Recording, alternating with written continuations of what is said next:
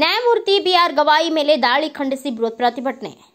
Supreme court ಮುಖ್ಯ ನ್ಯಾಯಮೂರ್ತಿ B R Gavai ಅವರ ಮೇಲೆ ಶೂ ಎಸೆದಿರುವ ಗಂಭೀರ ಪ್ರಕರಣವನ್ನು ಖಂಡಿಸಿ ಸಂವಿಧಾನ ರಕ್ಷಣಾ ಹೋರಾಟ ಸಮಿತಿ ನೇತೃತ್ವದಲ್ಲಿ ದಲಿತ, ಹಿಂದುಳಿದ, ಅಲ್ಪಸಂಖ್ಯಾತರ, ಬಸವ ಪರ, ರೈತ ಪರ, ಕಾರ್ಮಿಕ ಸಂಘ, ಮಹಿಳೆ ಸಂಘಟನೆ ಸೇರಿದಂತೆ ಕನ್ನಡಪರ ಮತ್ತು ಪ್ರಗತಿಪರ ಸಂಘಟನೆಗಳು ಬೃಹತ್ ಪ್ರಮಾಣದಲ್ಲಿ ಪ್ರತಿಭಟನೆ ನಡೆಸಿ ತಹಸೀಲ್ದಾರ್ ಅವರ ಮೂಲಕ ರಾಷ್ಟ್ರಪಿತಗಳಿಗೆ ಮನವಿ ಸಲ್ಲಿಸಿದರು. ಈ ಪ್ರತಿಭಟನೆ ನಗರದ ಎಪಿಎಂಸಿ ಗಣೇಶ ದೇವಸ್ಥಾನದಿಂದ ವಿವಿಧ ವೃತ್ತಗಳ ಮೂಲಕ ಪ್ರತಿಭಟನಾ ಮೆರವಣಿಗೆ ನಡೆಸಿ ಮಹಾತ್ಮ ಗಾಂಧಿ ವೃತ್ತದಲ್ಲಿ ಮಾನವ ಸರಪಳಿ ನಿರ್ಮಿಸಿ ರಸ್ತೆ ತಡೆದು ಸುಪ್ರೀಂ ಕೋರ್ಟ್ ಸಿಜಿಐ ಮೇಲೆ ನಡೆದ ದಾಳಿಯನ್ನು ತೀವ್ರವಾಗಿ ಖಂಡಿಸಿದರು.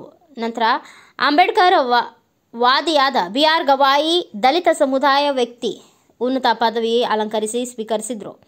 ಸಹಿಸದ ಮನುವಾದಿ ಶಕ್ತಿಗಳು ಅವರ ಮೇಲೆ ಎಂತಹ ವ್ಯವಸ್ಥಿತ ದಾಳಿ ನಡೆಸಲಾಗಿದೆ, ಕೂಡಲೇ ದುಷ್ಕರ್ಮಿ ವಕೀಲ ರಾಕೇಶ್ ಕಿಶೋರ್ಗೆ ಕಠಿಣ ಶಿಕ್ಷೆ ಗುರಿಪಡಿಸಬೇಕು ಎಂದು ಆಗ್ರಹಿಸಿದರು. ಈ ವೇಳೆ ಶಿವಸುಂದರ, ಚಂದ್ರಶೇಖರ ಗೋರೆಬಾಳ್, ಡಿಎಚ್ ಪೂಜಾರ್, ಡಿಎಚ್ ಕಂಬಳಿ ಸೇರಿದಂತೆ Jilani Pasha, Babar Pasha, Khader Subani, Chitti Babu, BN Yaradihal, R Abrus, Allama Prabhu Pujar, Mariyappa Jalihal, Amaresh Girijali, Hanumantha Karni, Narasappa Kattimani, H K. Didigi, Mounesh Jalwadgi, Nirupadi, Sasalamari, Ameen Pasha Didigi, H N. Badiger, Narayana Belakurki, Nagaraj Pujar, Basavaraj Bardali, Ramesh Patil Bergi, M Gangadhar, Venkatesh Girijali, H Solangi, Pampapati Hanchanal, ವಕೀಲ ಶೇಖರಪ್ಪ ದುಮತಿ ಉಪಸ್ಥಿತರಿದ್ದರು.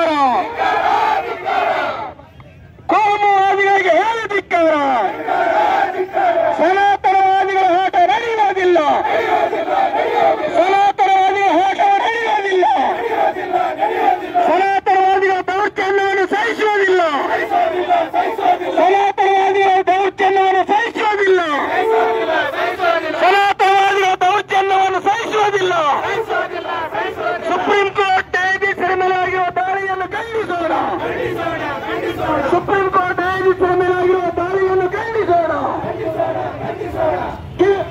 ರಾಕೇಶ್ ಕಿಶೋರ್ ದೇಶದಿಂದ ಗಡಿಪಾರು ಮಾಡಿ, ರಾಕೇಶ್ ಕಿಶೋರ್ ದೇಶದಿಂದ ಗಡಿಪಾರು ಮಾಡಿ, ರಾಕೇಶ್ ಕಿಶೋರ್ ದೇಶದಿಂದ ಗಡಿಪಾರು ಮಾಡಿ.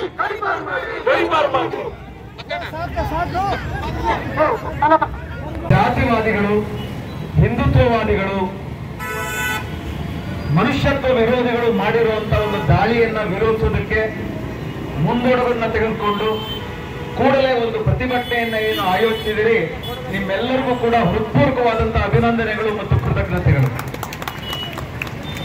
ನಾನೊಂದು 3 ವಿಷಯಗಳ ಬಗ್ಗೆ ಮಾತ್ರ ನಿಮ್ ಜೊತೆ ಕೆಲವು ಮಾತುಗಳನ್ನ ಹಂಚಿಕೊಳ್ತೇನೆ. ಮೊದಲನೇದು, ಯಾರು ಶೂ ಎತ್ತಿದ್ದು? ಕೇವಲ ರಾಕೇಶ್ ಕಿಶೋರ. ಎರಡನೇದು, ಯಾರಿಗೆ ಎಸ್ತಿದ್ದು? ಕೇವಲ ನ್ಯಾಯಮೂರ್ತಿ ಗವಾಯಿಗಳ ವಿರುದ್ಧನ.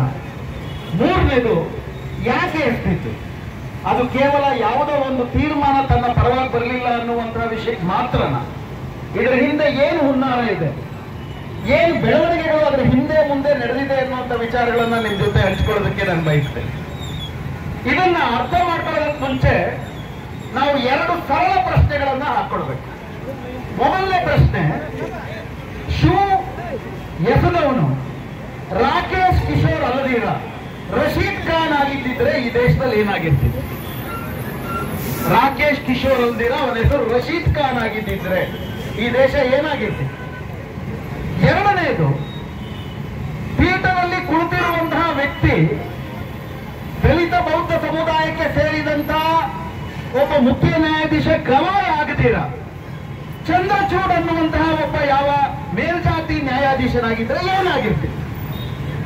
ಆದ್ದರಿಂದ ಬಂಧುಗಳೇ, ಇದು ಮೇಲ್ನೋಟಕ್ಕೆ ಸರಳವಾಗಿ ಕಾಣುವಂತಹ ಪ್ರಮೇಯಗಳಲ್ಲ.